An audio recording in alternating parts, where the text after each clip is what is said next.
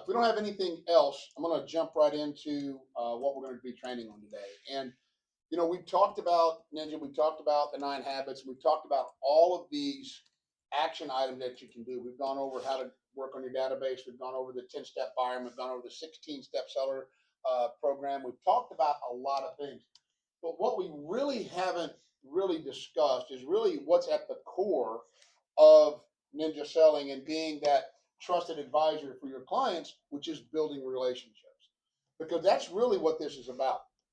If you want to have a business that is just absolutely everlasting and it presents more opportunities and more clients than you could ever shake a stick at, you have to learn how to build relationships. And it is a learned skill. Are there some people in this world that are just naturally charismatic? And yeah, there are. But it doesn't mean that you can't be also. Okay. So if you struggle with social settings, if you struggle with the energy to build a long-term relationship with people, because that's a hard skill to do, right? I know for people like me, I feel like I'm always talking and I'm always on, and there's a lot of times when I get home at night where my battery is dead. It's just dead. So, and I just want to kind of retreat into myself or a bottle of wine, which I did last night. So I'm a little hungover right now. So, but it's really at the core of what we do is building relationships, and that's really what I want to talk to you guys about today. So this isn't one of those classes where you're going to have all these great action items to take home and be able to implement. This is more of a philosophical standpoint of how we conduct ourselves with our clients and the things that we can do to really kind of get the clients working with us. Is that fair? So that's what we're going to go over today. Next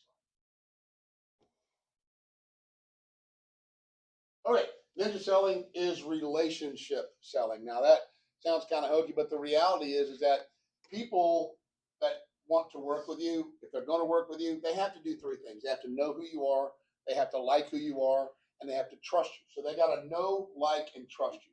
And just because someone knows, likes, and trusts you doesn't necessarily mean they'll do business with you, because there is a fourth one that we're going to talk about, which is being in flow with those relationships. So customers may know you but not like you. That'd be bad, right?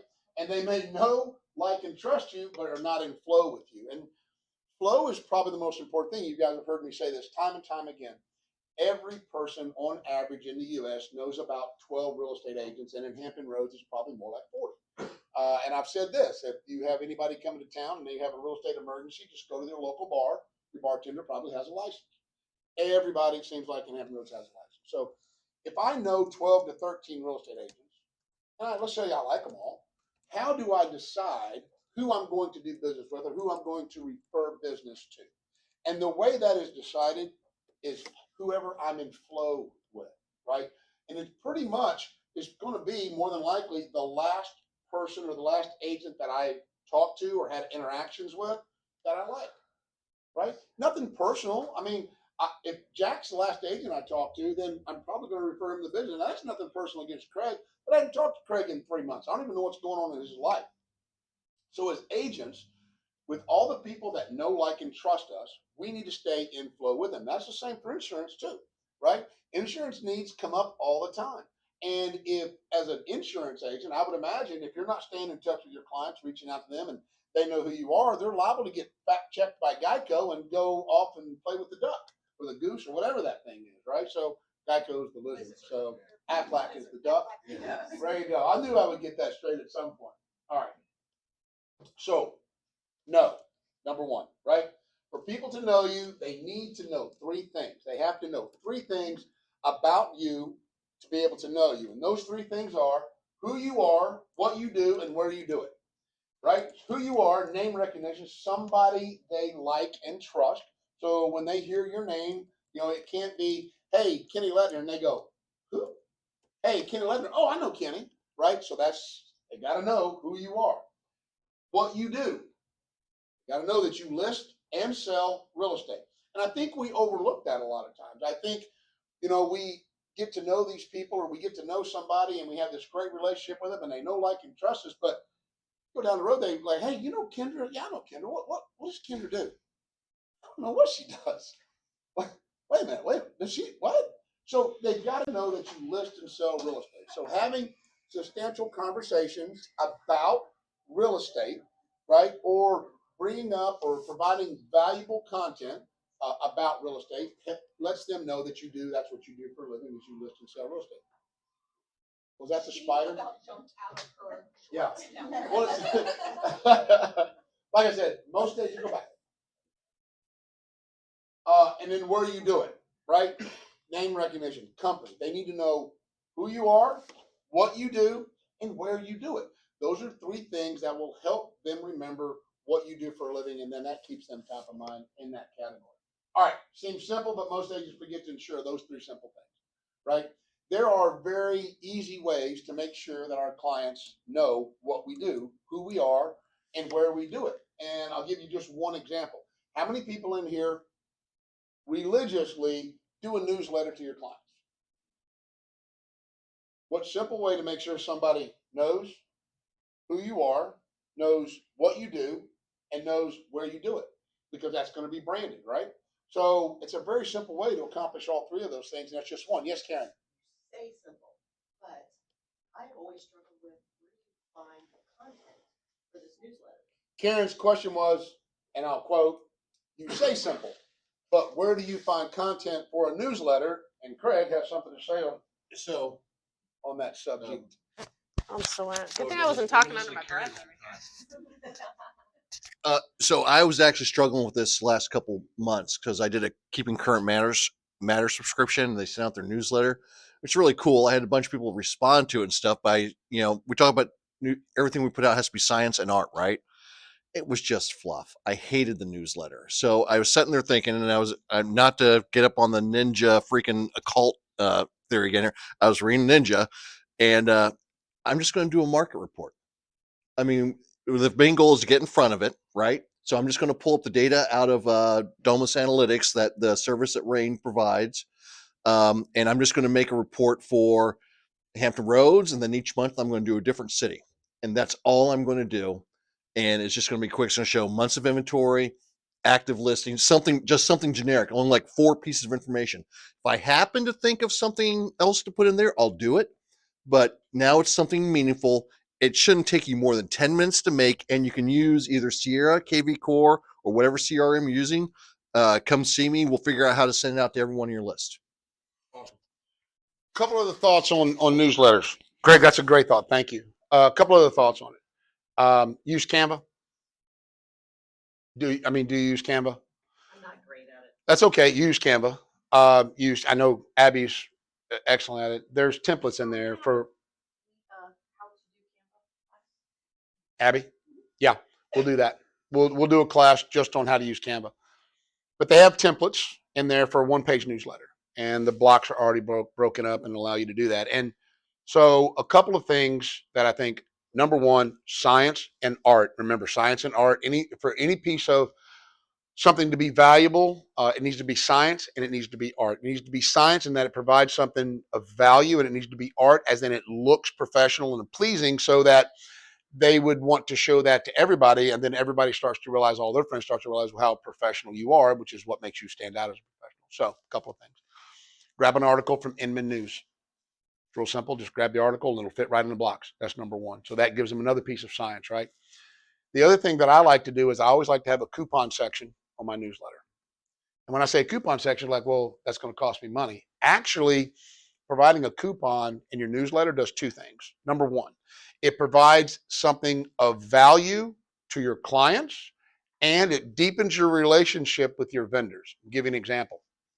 How many people know a carpet cleaner or a car detailer or a pressure washer, somebody along those categories, right? You go to them and say, hey, look, I've got a very loyal database of people, about 200 people that I send a newsletter out to every month. I want to promote your company, and the best way I can do to promote your company and to get people to recognize you is I'd like to give them 15% off your services strictly for my clients and my clients only. Most businesses understand the value of that, and they go, yeah, no problem, because they understand 15% off the first time, but then it's repeat business and people they're exposed to. So they give you that. It costs you nothing, yet in your newsletter, they have a clippable coupon where they get 50 for being a valued client of whoever you are. Please get 15% off any service, whatever it happens to be. So that's another thing that you can put in your newsletter that provides value. And then the last thing is grab an article, and this at least 4 times a year, change of season, what to do in your car in the spring, how to winterize your home, things to look out for. Like if you know you got our coldest month coming up, which is usually what, January, February timeframe, right? Maybe in the January one, you put out something that says, don't forget to cover your hose bibs on the outside of your house. Cold weather's coming. And then you have a picture of those styrofoam things that go with it. So any of those types of things are very, very important. And here's the thing, we're going to talk about this a little bit later. To stay in flow with your clients, you have to be creative because you can't, and I'm a little bit ahead of myself, but we're going to get back to this. You can't just call somebody, hey, Jack, how you doing? And Jack goes, oh, okay, I'm fine. All right, talk to you later. That provided no value in his life at all, other than he got to say hi to you, right? But if you're calling Jack for a very specific reason to provide, and you use the step method that we talk about, which is forward questions, go over what was happening, back to forward questions, and have a nice day. That's a great way to provide value in Jack's life because he should get off that phone and go, man, I'm really glad he called me. I didn't know that, or I needed that information. So you have to really work hard at being creative. This is how you build your business long term. Okay, people may know you, but forget what you do, right? They might think about you and what you used to do, not what you do now. So you really have to make sure that you're branding the material that you give your clients, whether it's email or it's mailed out or something like that. Make sure it's branded to you so they understand that you do what? List and sell real estate. Go ahead. This is where 8 and 8 will become extremely valuable to you. Now, Ninja talks about 8 and 8. And 8 and 8 is real simple. When you meet somebody and you're trying to initially deepen that relationship and develop that relationship with them for the first time, it's one touch every week for 8 weeks. And it can be a bunch of different things, okay? Very first week. So Larry Kendall tells a story of a gentleman that he was at a soccer game with, and he was just talking to him. The guy had just moved to the area. He asked, if he had bought a house yet, and he said, yeah, we just closed on our house. We had a great agent. Her name was X, and she was at, named the real estate company she was with, and just gave her a glowing review. And Larry decided he was going to do an 8 and 8 with this guy. So the very next day, since the guy had just gotten there, he did a local map that mapped out all of the places in Fort Collins, and he sent that to the guy. And then the next week, Fort Collins, I guess, has got a funky way of doing real estate taxes. So we sent him a breakdown on how real estate taxes happen in that area. And then the third week, he sent him something else. And then the fourth week, he called him. And the guy was like, hey, Larry, I'm so glad you called. My wife wants to know who keeps sending us all this great stuff. So they started having a conversation, and then they went out to lunch. And what happened with this guy is because Larry has started developing this relationship with him and deepening that relationship. Come to find out, the guy at the company he was with is responsible for buying out other companies around the country and then moving the executives to Fort Collins. So over the next 18 months, Larry was able to help him move 120 families from around the country to Fort Collins, helped them with their real estate needs, and they got the relationship so deep that Larry was actually going to like Chicago and Texas and different places and presenting about moving to the area up there to the executive, getting on board. So that's just a simple way of getting to know somebody in their life, listening for what? Pain and pleasure points, right? And understanding. So this went on for about 6 or 8 months. At about the 7th or 8th month mark, Larry says, hey, I was just thinking the other day, who was the real estate agent that sold you your house? And the guy went, man, I can't remember her name, but she was with ABC Realty. Couldn't remember the agent's name, and she was with XYZ Realty. ABC Realty was the person that had the listing, and he remembered the sign. So what happened? Just this guy gave her a glowing review, thought she was incredible. But just 6, 7 months later, couldn't remember her name or the company that she was at because she fell out of flow. See, she was a transactional agent instead of a relationship agent. So that's why this is so much fun. We're going to do a different class on 8 and 8 because there's a bunch of different things that you can do about it. We'll talk about that more in detail at another class. Go ahead. Now, 2, know. Now they know who you are. Now they got to like you. Likable people tend to be positive, right? Whether you're having a positive day or not, you need to be positive because the world is what? The world, what's that? Crazy. The world is crazy, but the world is what you say it is, right? If you think that the world is positive, then the world will be positive. If you think that it's not positive, it's negative, the world will be negative because we always find what we look for, right? Always. Have a positive outlook on life and have a positive vibe and generally try to be upbeat. You know, it's so important. Nobody wants to be around this, right? Nobody wants to be around that. I have my bad days, right? We all have our bad days, right? But how many people have seen me other than Abby and Craig, who I spend a lot of time with? How many people have seen me? How many people have seen me like that? How many people have raise your hand if you think I am generally extremely upbeat? Right? Doesn't mean that you like me, but I try to be very upbeat because I know that can bring other people around you down. And listen, it's not just your clients that you have to be upbeat for, because people watch everything you do. They watch everything. You might not even know somebody's watching you, and they are. All right, they're comfortable with who they are and do not try to be someone else, right? We don't have to try to, I see these posts on Real Estate Agent Mastermind. I was told to get rid of my Hyundai and buy a Mercedes to be a better agent. That's no. Are you a Mercedes person? No. You like your Honda? Then be who you are, right? I hate that. Just got to be who you are. I do not wear a suit and tie every day.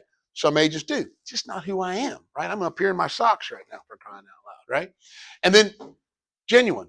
Just be genuine. Don't try to put on airs. Just be who you are. Be genuine about everything you do. And it's just so important. Those are the things, quite frankly, that make people likable, right? Just being who you are, allowing other people to have time and possession of the conversation, right? It shows. I mean, one of a likable trait about somebody is, it's hard to be around somebody that all they do is talk about themselves or about what they're doing or about that other stuff, right? People like to be able to share what they're doing also. So if we're having conversations with people and we allow them to have 70% control of the conversation by just asking questions and genuinely being interested in your life, it makes you a much more likable person. Oh, look, make sure there's have time of possession in conversation. I write the slides and I forget where I'm at when I'm right. But have a real interest in others, right? Having a real interest in other people, man, there's nothing more. When somebody takes interest in you and they're really genuinely interested in what you're going on in your life, don't you want to talk to that person more or be around that person more? It just makes you feel good that somebody cares enough to actually talk to you. And then just ask great Ford questions, right? Ford questions are easy. How's your family? F. What's going on in your job? O, for occupation, right? What are you doing this weekend? What are you doing for fun this weekend? Recreation, right? And man, what do you plan on doing in the next 5 years? What's that look like? Your dreams, right? So if we're asking those types of questions, listening to the answer, genuinely listening to the answer, listening to understand what's going on in their life, not listening to respond, right? Then you will find that your next question is embedded in their answer, right? How's your family? Man, they're doing pretty good, right? They're doing pretty good. Kids are in college. Oh, really? What college are they going to? Look, and it just keeps going. It's a natural flow of conversation that we need to master. All right, the struggle. Yep. Talk about that middle bullet. I did. I can go back and talk about it again because Craig thinks it's important. It is important. You have to make sure others have time of possession in the conversation. Give people a chance to talk. Don't, and we're all guilty of this, right? Including me. Someone says, man, that golf game I had yesterday was amazing. Oh, yeah, mine too. I shot a 74. Oh, no. Really? How'd you shoot? Tell me about it. What was that like? Oh, how did you do? You get any birdies? Right? It's not about you, right? Building a relationship is not about you. It's about the other person, finding out what's going on in the other person's life and showing genuine interest in it. All right, the struggle. Relationship selling is a 24/7 career, right?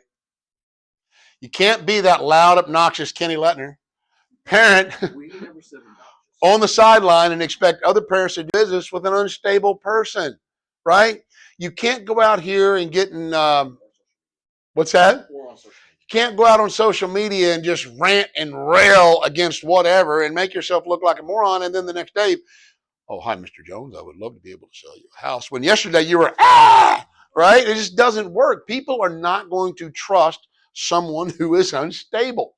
They're just not going to. If you're changing your dress every week, one week I'm dressed like a hippie, the next week I'm dressed like a professional, people go, what is wrong with that person, right? They got multiple personality. What are they, Sybil, right? So you have to be consistent in who you are and what you do, and provide that level of consistency in your life that other people can trust.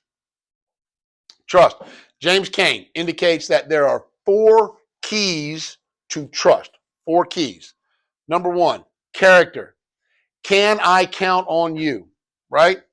Number 2, under character, will you do what you say? In other words, are you a person of your word? Will you keep your commitments? Like, did you show up on time for the appointment? That is such a simple thing. How many people have been late for an appointment just because time got away from you? Right? If we can't allow that to happen, because it goes into your character of who you are, of saying you're going to, whatever you say you're going to do, you do. And I don't, sometimes having character can cost you money, right? Give an example. Contractors, right? Come in, they bid a job, hey, this job at $500. They get halfway through the job and realize that they underbid it, right? Someone with character would finish the job, be on their way. Someone without character is going to come back and go, hey, yeah, I made a mistake. I'm going to charge you more money. See, that's character. Do what you say you're going to do, because you agreement is an agreement is an agreement, right? That's the way I look at it. Competence, second thing. Do you know what you are doing? Have you become a student of real estate, or are you just winging it? Do you try to educate yourself every day? Because that's one of our core values, right? Grow through learning, right? Do you demonstrate mastery in your chosen field? Grow through learning. Mastery, right over here. We, I think, allow ourselves to be surrounded by mediocrity so much that it becomes the norm and acceptable, and we should never allow that to be that way, ever. We need to be competent in what we're doing. We need to be as educated as we possibly can to provide the highest level of service that we can, because it's part of trust. If somebody knows that you're competent and know you know what you're doing, that helps so much in those relationships. Capacity. Guys, I know we've all done this one. Do you have the time and resources to solve my problem? Right?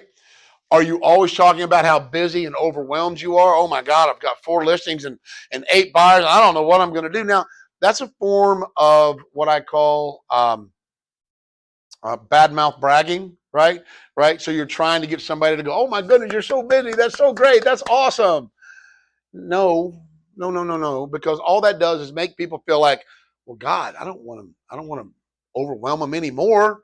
Right. And now, man, maybe they're so busy. Maybe I need to get somebody else because they can't help me. Right. So capacity, right?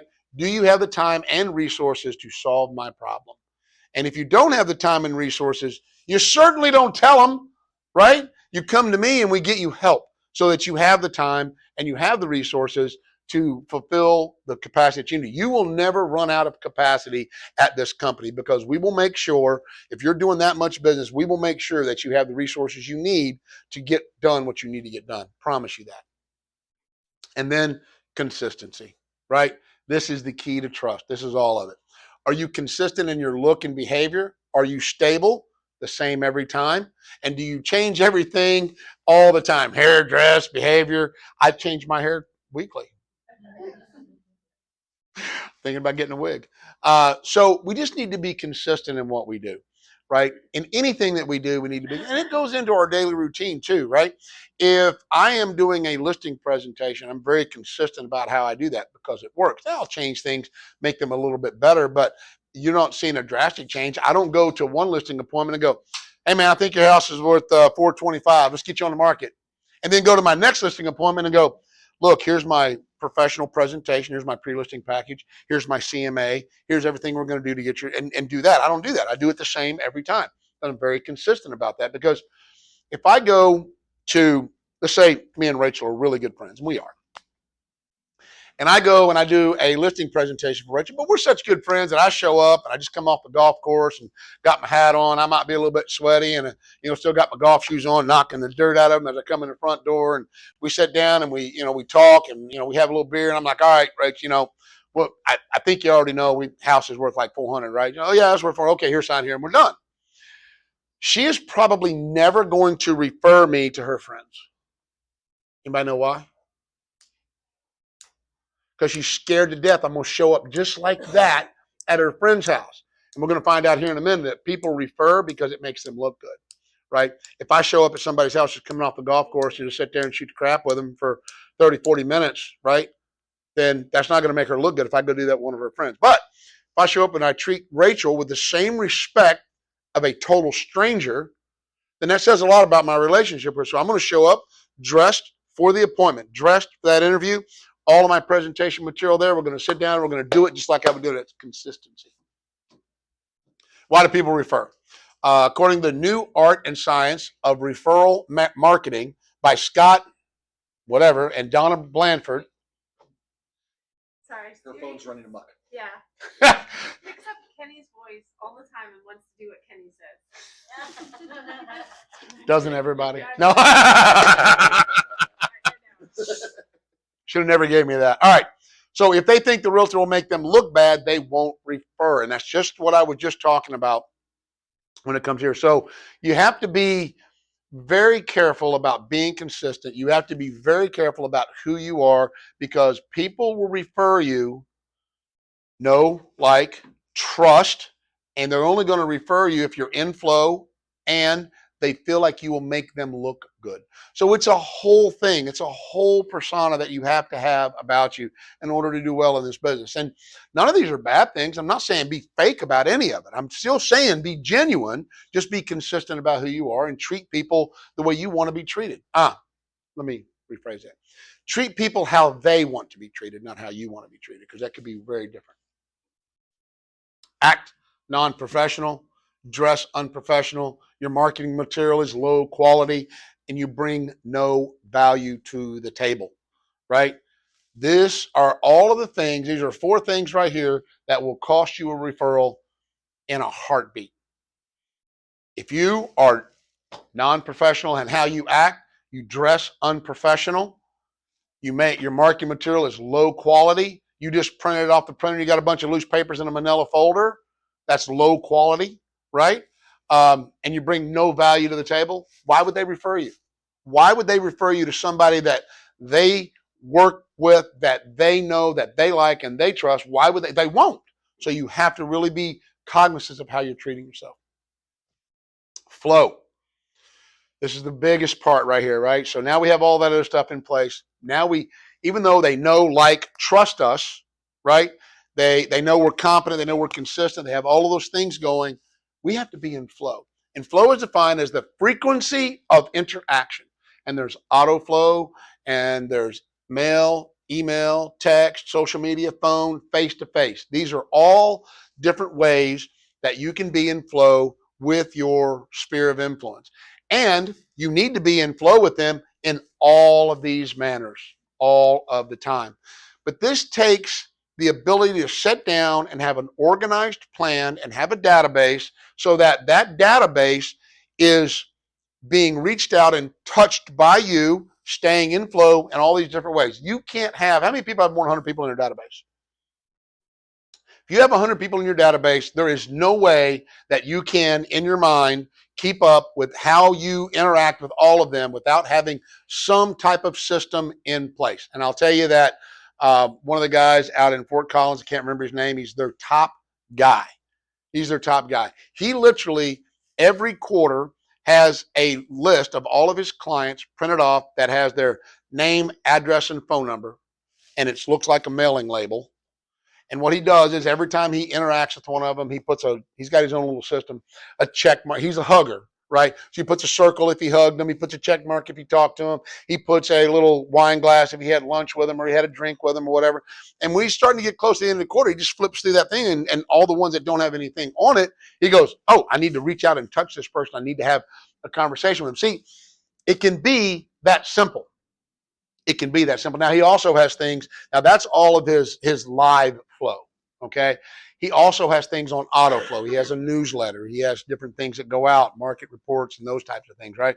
But you have to make sure, like one of the Ninja 9 is 2 live real estate reviews every week, right? And he would mark that on his thing that he did his live real estate review. So just all of these things, we have to get those into a plan, and we have to get those into our calendar for the year. Go ahead. All right. Your mission, if you choose to accept it, is increase the quality and quantity of your flow with the people who you know, right? I can't express how important both of these are, right? Quality. It has to be a mix of science and art. It has to look good. We have presentation where you can come in and make up a binder of something. Well, do we have one available? Thank you. She's not going to be able to do that with her much longer. She has a hard time getting up now. She's kind of getting up like me, isn't she? Oh, every bone in my body hurts every day. So take the time. This is a seller's guide, one that I just had done. Nice cover sheet.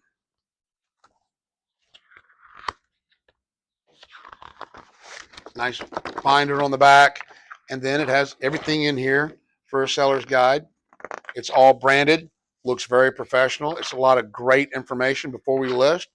It goes over all of these different things that helps a seller understand what I do and can do to get their house sold. As a matter of fact, it even has, I don't think it's in this one.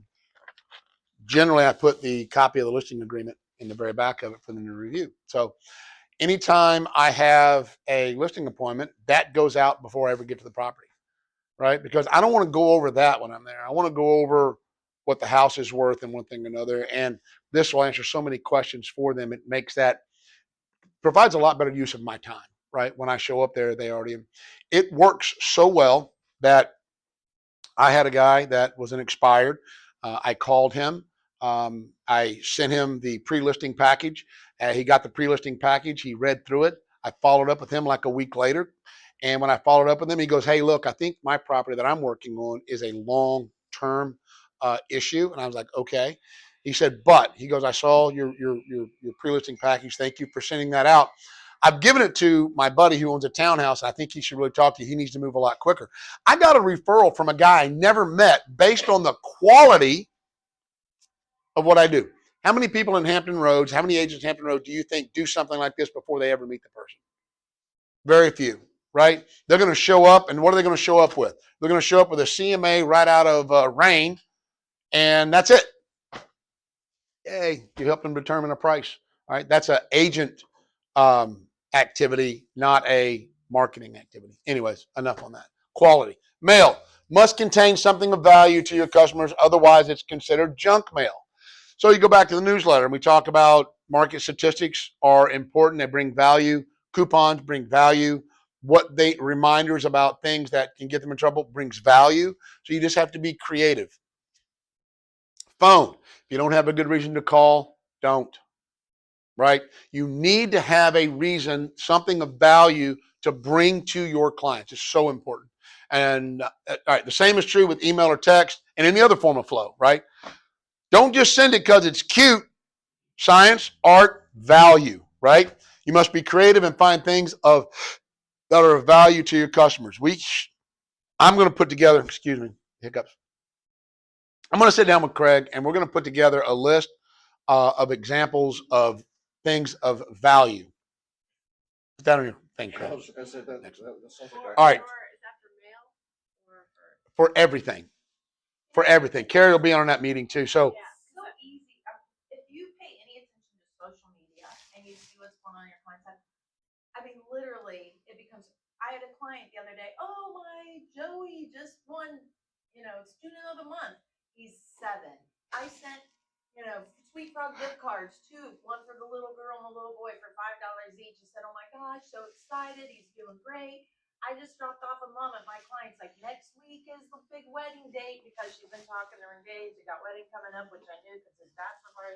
So I got, have a great time, enjoy your moment. It's gonna be great. You know, I mean, if you just pay attention, I've had clients pass away, their not my clients, but their moms and parents a lot lately. I've been sending sympathy cards out the wazoo lately. I mean, you just pay attention to what's going on in their lives, and they're amazed that you care and that you're still paying attention to them and what's going on with their family. Christy said something just now. I'm going to repeat it because you didn't have a mic on. I want everybody to be able to hear this. What she said was, is that she's going through social media and she sees a major event or an event in someone's life. She sends them a personal handwritten card, note, or something to them. One of the examples she used, what I thought was great. She goes, "Oh, my son just made student of the month. He's 7 years old, whatever, right?" But she sent both of them, "Hey, congratulations!" Sent that out to the kids to kind of congratulate them on that. And yeah, Sweet Frogs card, so they can go get some ice cream. So that's the kind of quality flow that we're talking about, right? The things that make a difference and bring value to your client's life. So, Christy, I'm going to bring you in on that conversation where we start listing. We're going to try to list 100 things that bring value. So we're going to work on a list, 100 things that bring value so that you'll have kind of a list to work by. Clear and consistent communication. Monthly market updates, create a monthly email or newsletter that covers local market trends, mortgage rates, tips tailored to your client's interest. I promise you, if you call Carrie and go, "Carrie, I need an article about what's going on with mortgage rates," she'll get one right out to you. She has a whole marketing department that does that. Won't be a problem at all. Proper notice. With proper notice, yes. With the 5 Ps, right? Anybody know what the 5 Ps are? Proper planning prevents poor performance. So 6 of them, sorry. All right, personalized check-ins. Schedule brief, friendly check-ins around a client milestone, such as anniversary of their purchase, birthdays, or holidays. It can be quick email, text, or even a handwritten note to add a personal touch. How cool would it be, right, for your client to get a phone call or a text or something that says, "Hey, congratulations on your anniversary." Oh yeah, not your husband and wife, your house. Just something like that, right? So you got to have all these milestones though. Where you got to have those in your CRM, in your database, so that it can provide a task for you, so that it can give you that reminder. You can set a reminder up so that at a year from now, it'll tell you, write a note, this house closed on this date, right? You can set all that up. Craig can help you with that. Engagement on social media. Regularly engage with clients on social media by commenting on their posts or sharing helpful content. It keeps you top of mind. And I'm going to add to this slide, when you see something on social media that's a milestone in their life, pick the phone up and call them or text them. You will rarely see me say happy birthday to somebody on social media. How many people have gotten a happy birthday text from me? Right. I don't do it on social media. I will stop and text you and say happy birthday. Lacey Whitaker is a master of this. She stalks her people on social media and everything. If someone asks for something, or she never comments in the public post. She texts or she messages them directly. Yep. And that's why she does the killer business she does. So just keep in mind, I love that social media, Chris. That was amazing, and that's something everybody can start right now. Go cyber stalk your clients. Quarterly market reports provide an in-depth quarterly market report with insights for the neighborhood with your clients interested in or own property, and highlight trends or factors influencing the local market, like upcoming developments or zoning changes. How many people take the time to look at a neighborhood and see if they're going to be impacted by anything going on with the local market, like zoning changes, highways, roads, or something along that coming through, right? If you know about some big project, right, then find out if it's going to affect any people that you have clients for, and then just say, "Hey, look, this is how we see this kind of playing out." So that helps them too. Exclusive property previews. For clients actively looking, offer exclusive first look at new listings or off-market properties, enhance the perception that they're receiving VIP treatment. You're just trying to sell them a house. No, I'm just joking. So treat these people like VIPs, because they are. Next.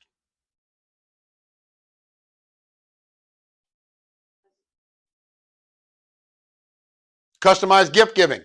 Send small, thoughtful gifts based on personal interest or needs. Guys, you can go out and buy 100 items to send to your entire database, right? But would it be a lot easier? Don't have to be anything big. If you knew who everybody you were going to give something to this month, you just go and you buy something that really kind of means something to them, right? It's not always about this Like, look, I think Delightful Deliveries is an amazing service, right? But you're giving the same thing to everybody. And what this is saying, just personalize it a little bit if you can, right? And then thank you videos. I always thought this was pretty cool, right? You can actually just record yourself going thank you to somebody and send it to them, and it's something they would have if you're able to do that. I'm so camera shy; it's not even funny. Monthly or quarterly events. This is a huge one. Hosting events where clients can network with others and learn about the market is a great touch point. You can use the office for this. You literally, if you wanted to have a yearly market update, you could use this office and invite a bunch of your clients in here and then get up here, provide food and have a nice little evening for them and wine, whatever, and then get up here and just do a quick presentation. Hey guys, this is what's going on in the market, and just keeps you top of mind, right? Seasonal home maintenance tips. We talked about that a while ago. It's always a good one. People tend to forget about those things. Annual CMA.